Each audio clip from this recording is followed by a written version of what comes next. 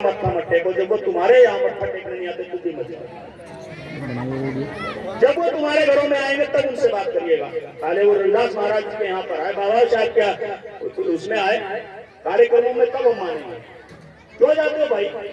दुनिया का सबसे श्रेष्ठ दर्शन, दुनिया का सबसे बड़ा विचार अगर किसी का है तो वो हमारे महापुरुषों का है। हम अपने महापुरुषों को छोड़ कर उनके चक्कर में फिर रहे और वहां संतुष्टि नहीं मिली तो बच्चे कुछ ईसाई बनते फिर। क्या बात है? मतलब कहाँ है हमारा दिमाग? 7 समंदर पार आदमी जिसको खुलेआम सूली पे टांग दिया गया, वो खुद की जान नहीं बचा सका, वो हमारे कौन का रहबर कैसे हो सकता है भाई? ये सवाल पूछो उनसे, नालायकों से जो अपने समाज को छोड़ के दूसरों को पीछे घूम रहे हैं।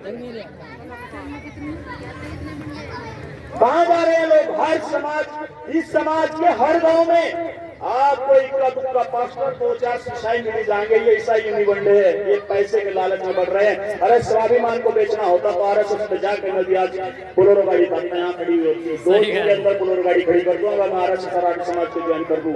वो लोग मुझे रोज बुलाते हैं।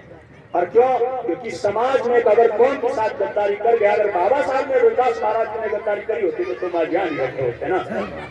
तो हर कोई गद्दार नहीं होना चाहिए। 2 रोटी खाओ, अगर बर्तन नहीं हाथ पे रख के खाओ।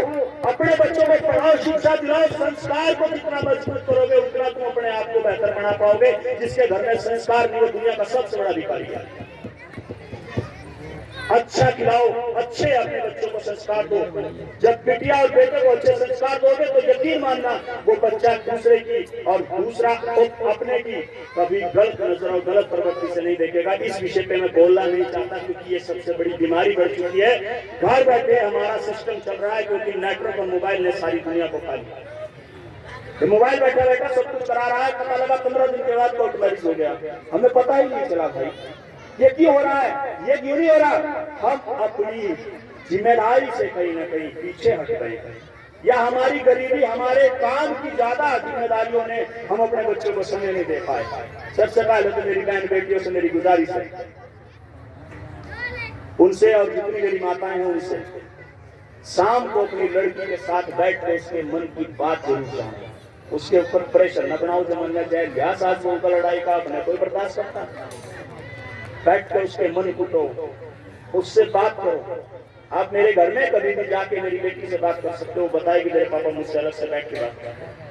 ये जरूरी है, जरूरी है कि नहीं?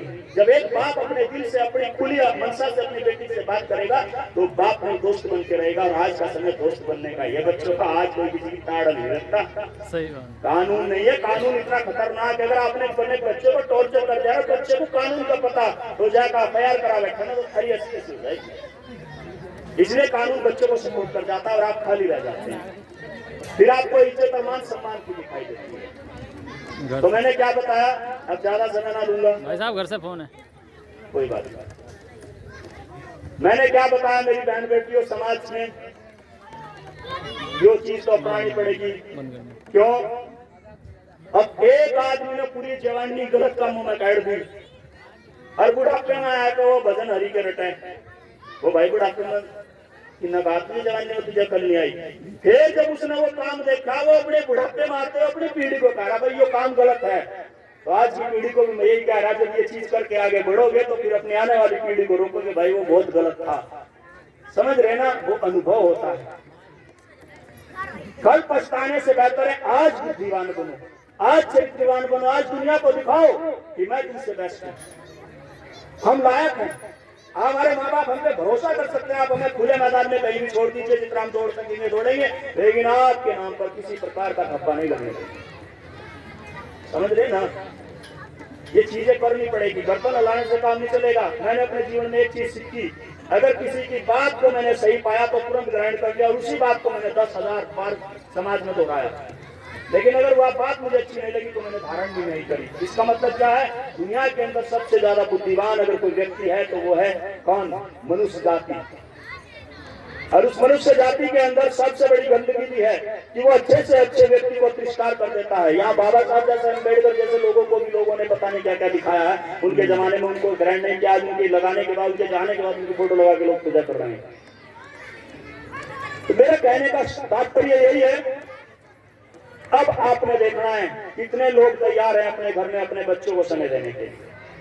तुम जिंदगी में, मैं माफी चाहूंगा मेरा गला खराब है, तुम जिंदगी में 10 रुपए कम कमा लो, 10 रुपए कम कमा लो, लेकिन अपने बच्चों पे ज्यादा मेहनत करो। कितने लोग तैयार है भाई? सारे हैं, सब तैयार है। अगर आपने बच्चे को अच्छे संस्कार दिए ना तो बच्चा इतने ऊंचे पायदान पर चला जाएगा, दहेज वाले छोड़ो, पता नहीं कितने बड़े लंबरदार तुम्हारे घर पे रिश्ता लेके खड़े होंगे। जब अच्छे संस्कार हो ना, जब अच्छे संस्कार हो तो आंख बंद कर रूपा धर कर चला जा दड़ी पे, बोला भाई ये बच्चा लड़की मेरी होगी। और जब अच्छे संस्कार ना हो ना तो रिश्ता भी तोड़ते गिरे इलाके में। अब मैं एक कहानी सुना के अपनी बात खत्म करता हूँ, फिर मैं इस कार्यक्रम को आगे दो व्यक्ति और हैं अपने उनको दूंगा। कहानी सुनोगे ध्यान से, ध्यान दो। बोले जय गुरुदेव, जय गुरुदेव, जय गुरुदेव। बोले सत श्री गुरुदास महाराज के। बोलने को बहुत लंबा बोलता हूँ, गुरुजी नहीं क्षेत्र के सारे जानते हैं, पूरी रात खत्म नहीं होता, इतना बोलता है, लेकिन बोलने से कोई लाभ नहीं जब तक उस बात को समझने वाले लोग ना हो। ईरान में एक कहानी हुआ करती थी और ईरान की कहानी को भारत के अंदर भी उसको दोहराया गया, उसको चुराया गया। कुछ लोगों के द्वारा ईरान की एक कहानी को बड़े अच्छे तरीके से चुराया गया और उसको टीवी पे पब्लिश करके ऐसे दिखाया गया कि हमने उनको भगवान मान लिया। ईरान में एक राजा हुआ करता था, उस राजा के मंत्री के परिषद के अंदर एक मंत्री ने उसको कहा कि हे राजन, उस ज्योतिष ने उसको कहा, माफी चाहूंगा ज्योतिष ने, कि हे राजन, इस साल जितनी भी संतानें आपके राज्य में पैदा होंगी उनमें से एक संतान आपकी मौत का कारण बनेगी। कहानी समझ आएगी होगी सबको? कितना भाई है बताओ, कौन है वो? वेरी गुड, बहुत बढ़िया। इस बार जितनी भी संतानें पैदा होंगी उनमें से एक तुम्हारे मौत का कारण बनेगी। ये बात उसने कही तो राजा को विचार विमर्श हुआ, यार ये तो गलत हो जाएगा, अगर मैं हर किसी को मारने लगा तो या तो एक बच्चे के चक्कर में लाखों लोग मारे जाएंगे, लाखों लोग मारे जाएंगे तो पूरा राज्य खाली हो जाएगा, आने वाली पीढ़ी कहां से जन्म लेगी। उसने कहा ठीक है भाई, एक काम करो, इस बार जितने भी बच्चे पैदा होंगे उन सबको काल कोठरी में डाल दो, उनको सबको समय समय पर दूर जो भी उनकी जरूरत है उनको करते रहो, लेकिन उनको दुनिया की बाहर की नजर दिखनी नहीं चाहिए, उसको सूरज नहीं दिखना चाहिए। उन्होंने क्या किया, उनको डाल दिया। धीरे धीरे वो बच्चे बड़े हुए, राजा कहीं लड़ाई में मर गया, मरने के बाद उसका राजपाट चला गया, दीवारें भी कहीं न कहीं दरार पड़ गई, जिस तरह से पड़ जाती हैं थोड़े दिन के बाद, जब देखना हो तो दीवार में दरार आना आसान है। वो कैदी वो बच्चे बड़े हुए, एक दूसरे की संकल को आपस में खींचते और खींचने के बाद एक दूसरे को चमकाकर, जैसे तुम अपने गहरे को चमकाकर देखते, जब कोई नई नई हमारी समाज की माताएं बहने लेती है ना तो नीचे को करते हैं चुन्नी, क्यों? वो चैन दिखनी चाहिए ताकि वो दूसरे वाली पूछे कि हाँ है वो चैन दिखने के लिए। ये भी सबसे बड़ी विडंबना है। सूट वाले के अलावा सूट रहने चली गई, क्या कह रही, अरे भाई वो सूट तेरे जो बबली लेके गई थी, अरे बबली का अगर जैसा सूट ले गया तूने भी बबली जैसा पहन लिया तो बबली मत तेरे में अंतर खाएगा, तो कुछ अलग सोचना। नकल कर रही है, नकल नहीं अकल से काम। अब वो जो बड़े हुए अपने संकल्प को खींचने के बाद जब उनमें चमक आती तो चमक आने के बाद कहता, अरे देखना मेरी जंजीरें आपको कैसी लगी, मेरी इतनी चमक, तो एक दूसरे को देख के खुश होते। एक उनमें से आप जैसा कोई भाई बच्चों, मैं इनको चुप करा दे, कमेटी के साथियों इधर बैठा दे, चाहे इनको बच्चों को थोड़ी आवाज ज्यादा आ रही है तो एक कोई बात नहीं, आज ही नहीं यही तो खुराक दी जा रही कि अपने बच्चों पे सब ध्यान देंगे। सही बात। आचार्य जी बहुत बड़ी जरूरत है। मैं तो समाज में जाके हर चीज को पहचानता हूँ, इनकी गलती नहीं है, गलती हमारी है, हम समय नहीं दे पा रहे हैं। सही बात, क्योंकि हमारी मजबूरियां इतनी ज्यादा हैं, पैसा कमाने में हम इतने तल्लीन है, हम अपने बच्चों को समय नहीं दे पाते, यही बातें चल रही हैं। तो आप जैसा कोई व्यक्ति, जैसे वो दरार उसमें दिखी तो उसको सूर्य की रोशनी नजर आई, उसने कहा यार ये क्या दिख रहा है, ये प्रकाश कहां से आ गया?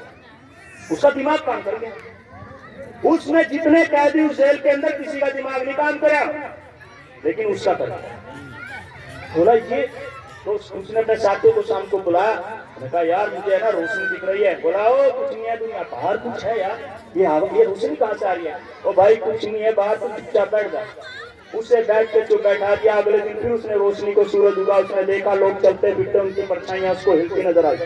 अब रोशनी कटती थी जैसे आदमी गुजरता था, अब रोशनी जब कटती थी तो वो कहने लगा अब जरूर बाहर कुछ न कुछ।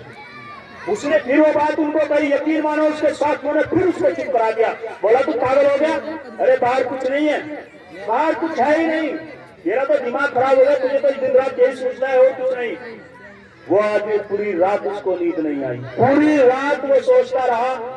बोले जय गुरुदेव, जय गुरुदेव, जय गुरुदेव। ए बाबू तमई कहाँ लग रहा, नहीं तो मैं बोलना नहीं चाहता, मैं रिजल्ट नहीं तो देख रहा, रिजल्ट 0 है, मुझे बीच में अपनी बात तोड़नी पड़ जा रहा, समझो आप, बड़ी मुश्किल से बोल पा रहा हूँ। अब उसने उसके साथियों ने से चुप करके बैठा दिया, चुप करके बैठा दिया, पूरी रात नहीं सोया। क्या नहीं हुआ उसने? पूरी रात वो सोया नहीं। यार मेरे साथी कैसे हैं, मैं उनको सच्चाई बताता हूँ, वो सुनने को तैयार नहीं, मैं उनको बताता हूँ बाहर कुछ है, ये सुनने को तैयार नहीं है। वो थक गया, उसका मन हुआ, उसने और बार भी प्रयास किया, लेकिन वो उसकी बात सुनने को तैयार नहीं थे। उसे चुप कराते थे, जब भी वो बोलता था उसको चुप करा। अब हुआ क्या, एक दिन उसने अपनी संकल तोड़ी, संकल तोड़ के जेल से बाहर निकल गया। जैसे वो जेल से बाहर गया, वो आपस में साथी पता क्या कह रहे, हम नहीं कह रहे थे, हम नहीं कह रहे थे, देखा कितना नालायक है, मारे बगैर पागल है, भटक भटकते हुए आ जाएगा, देख देंगे देखेंगे, जहां तक कितना दूर जाएगा। वो जैसे बाहर निकला, उसने अपनी आंखों पे प्रकाश को सूर्य के देखते ही अपने हाथ अपनी आंखों पे रख लिए। जब बच्चा जन्म लेता है तो उसके हाथ प्रकाश में कहाँ होते हैं, सभी बताओ कहाँ होते हैं, बताओ ना, बताइए ना। हाँ यही तो तुम्हारा कारण है, तुम बोलते नहीं हो, समय आने पर जहां जरूरत है बोलते नहीं है, और ये हमारे पिछड़ेपन का, हमारे शोषण का कारण है। बोलना, जबान दिए बोलो, खुल के बोलो। उसने अपनी आंखों पे अपने हाथ रख लिए, क्यों? क्योंकि जिसने सूर्य कभी देखा ना हो, कालकोटनी कहते रहा, उसे कभी सूर्य देखने के बाद उसने आंखों में चुप आ गई, और उसने अचानक कुछ ऐसे उसने आंखें खोली, धीरे धीरे उसने ऐसे वातावरण को देखा, खुले हवा, फूल, पक्षियां, पत्ते और तमाम उन चहचहाट पक्षियों की, उन पशुओं का और इंसानों का आना जाना, अच्छे वस्त्रों के साथ अच्छा खान पीन, वो देख के खुश हो गया।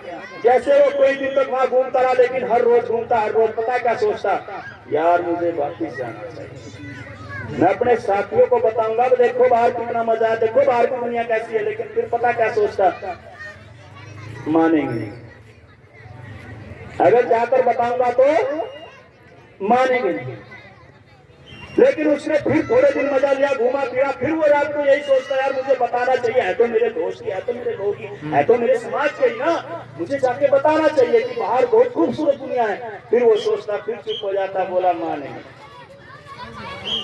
मानेंगे। एक दिन उसने हिम्मत पर हिम्मत जुटा, वो वहां से निकला और निकल कर सीधा जेल के रास्ते चल पड़ा, और जाकर जैसे ही गेट खुला था, अंदर पहुंचने को था, उसके साथियों ने उसे कहा था, हो नालायक, हमने कहते थे बाहर कुछ नहीं है, तू बेकार में परेशान हो रहा था। उसने कहा, अरे मैं तुमको कुछ बताने आया हूँ। वो जैसे अंदर घुसने वाला था, उसने कहा, बाहर के लोग बहुत, मैंने बाहर बहुत कुछ देखा। जैसे वो बोलने वाला था, पीछे से एक आदमी ने उसकी जंजीरों को उसके गले में डाला, और डालकर दूसरों ने उसके पत्थर से उसके सिर को मारना शुरू कर दिया, और जब तक वो मरा नहीं तब तक वो उससे मारते रहे। ये सूरज की रोशनी समाज में जितने काम कर रहे हैं, ये उन्हें दिखाई देती है। जैसे आपको हर चीज दिखाई नहीं देती, वो उस आदमी को दिखाई देता है। जितने संत, भंते, भिक्षु, जितने भी जो जिस तरह से अपने समाज में काम कर रहे हैं, उनको दिखाई देती है। हमें सबको दिखाई देती तो आज इस देश पे राज कर रहे हैं। लेकिन हम क्या कर रहे हैं, हम उसी प्रकार उसके प्रचारक, जिस तरह अपने साथियों को बता रहा था, हम रोज टोक के अपने समाज के प्रचारक को चुप करा देते हैं। इतना चुप करा देते हैं कि अंत में मेरी तरह उसे फैसला लेना पड़ता है, भाई अब मेरे से नहीं होता, मुझे अपना घर दे, अब मेरे से नहीं, मैं अगली बार आ सकूंगा, लेकिन वो तब आ सकूंगा 30 जनवरी को, यदि आप प्रण लें कि आप बदलाव लाए। और आपसे 15 मिनट सवाल जवाब होंगे, क्योंकि सत्संग में बैठने का मतलब है आपने क्या क्या अपने घर में बदला। जैसे उनके सत्संग चला ना, वो भीड़ में जाकर माइक देते हैं, रामपाल वगैरह, और वो सारे कुछ भाई क्या क्या करा रहे, वो सारे बताते हैं। ऐसे तुम्हें भी बोलना पड़ेगा। तैयार है? तैयार है? कंसा भी ला रहे, भूख तो नहीं लग रही? भूख लगना अच्छी बात है, पेट भरना जरूरी है, ऊर्जा आती है, विचार अच्छे आते हैं, लेकिन इसका मतलब नहीं कि हम सिर्फ खाने के लिए आ जाएं। खाना हम सबके घरों में है, लेकिन तय ये करो, अगर तुम्हें अपनी पीढ़ी को, अपने आप के, अपने सम्मान को, अपने आप को बचा के रखना है समाज में, तो प्रण लो, अपने बच्चों पे बेहतर संस्कार के साथ काम करोगे, जो बताया जाए उसके लिए काम करोगे। धन्यवाद, आप सबने मुझे सुना, बहुत बहुत जय हिंद, जय गुरुदेव, बोले संत रघुदास महाराज की।